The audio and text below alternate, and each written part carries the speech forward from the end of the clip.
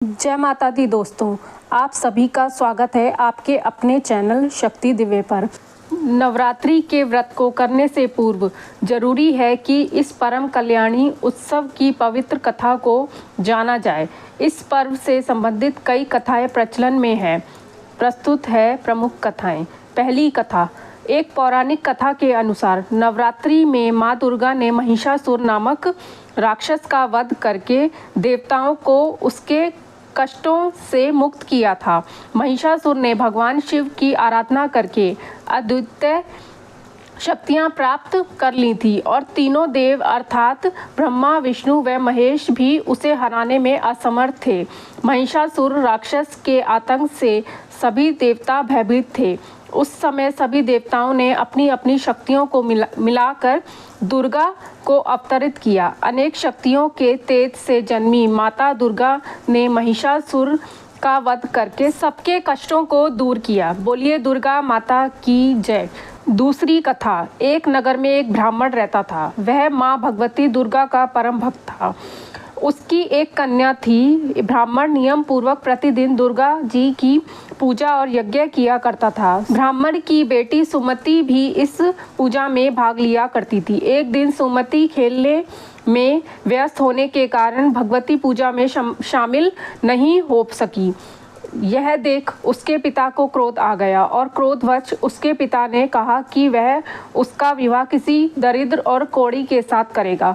पिता की बातें सुनकर बेटी को बड़ा दुख हुआ और उसके पिता के द्वारा क्रोध में कही गई बातों को उसने खुशी से स्वीकार कर लिया।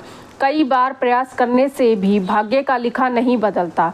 अपनी बात के अनुसार उसके पिता ने अपनी कन्या का विवाह एक कोढ़ी के साथ कर दिया।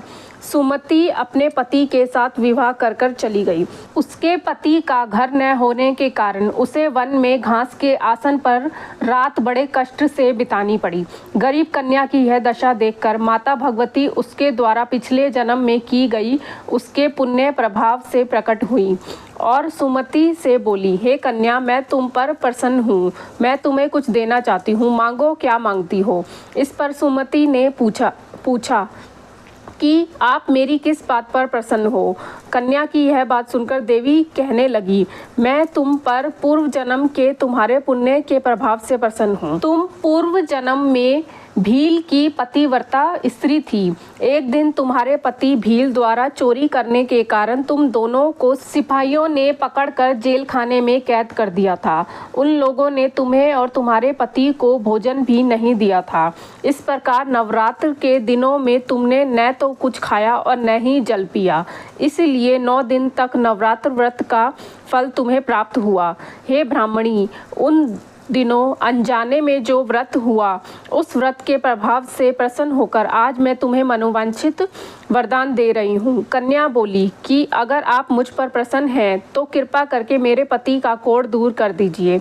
माता ने कन्या की यह इच्छा शीघ्र पूरी कर दी। उसके पति का शरीर माता भगवती की कृपा से रोगहीन हो गया। बोलिए दुर्गा माता की जय। तीसरी कथा। रामायण के एक प्रसंग के अनुसार भगवान श्री राम, लक्ष्मण, हनुमान व समस्त वानरों के द्वारा अश्विन शुक्ल प्रतिपदा से 9 दिनों तक माता शक्ति की उपासना कर 10वीं तिथि को लंका पर आक्रमण प्राप्त किया था।